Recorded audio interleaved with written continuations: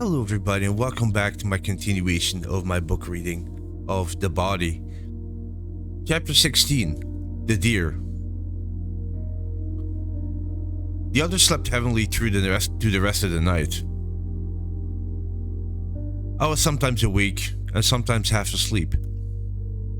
The night was far from silent, with the cries of birds and mice and insects, but there were no more screams.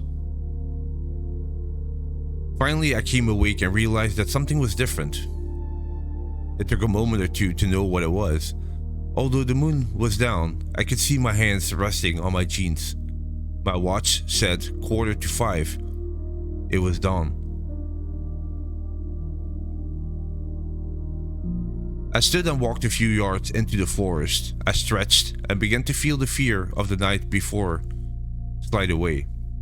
It was a good feeling. I climbed up to the bank of the railway tracks and sat on one of the tracks, spinning and catching stones. I was in no hurry to wake the others. The new day felt too good to share. I don't know how long I sat there watching dawn turn to full morning, watching the sky change from purple to blue. I was about to get up when I looked to my right and I saw a deer standing between the tracks not 10 yards from me. My heart flew up into my throat. I didn't move. I couldn't move.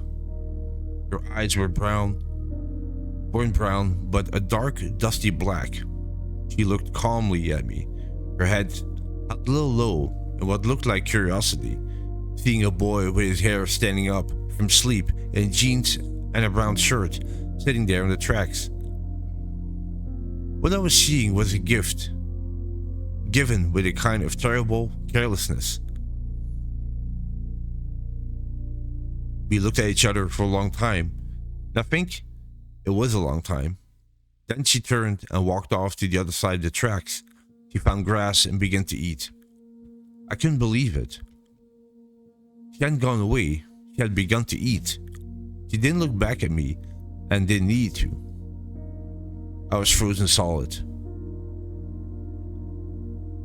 Then the track started to shake under my body, and seconds later, the deer's head came up and turned back towards Castle Rock. She stood there for a moment, and then she was gone in 3 laps, disappearing into the forest with no sound except one dry branch that cracked like a gun. I sat and looked at the place where she had been until the actual sound of the train came through the stillness. Then I slid back down towards the bank where the others were sleeping. The train woke them up. They yawned and scratched. There was some nervous talk about the screaming ghost, as Chris called it, but not as much as you might imagine. In daylight, it seems more foolish than interesting, almost embarrassing. Best forgotten. I nearly told him about the deer, but in the end I didn't. That was one thing I kept to myself. I've never spoken or written about it until just now, today. And I have to tell you that it seems less important when it's written down. But for me, it was the best part of that trip, the cleanest part. And it was a moment I found myself returning to almost helplessly when there was trouble in my life. My first day in the forest in Vietnam, when this guy walked up with his hand over his nose, and he took his hand away, and there was no nose there because a bullet has taken it off. The time the doctor told us that our son might have brain infection, the long crazy weeks before my mother died. I would find my thoughts turning back to that morning. But the most important things are the hardest to say. It's hard to make strangers care about the good things in life. And that was the end of chapter 16, The Deer. Thank you so much for listening. Hope you enjoyed it, and I'll catch you in the next one. Take care. Bye-bye.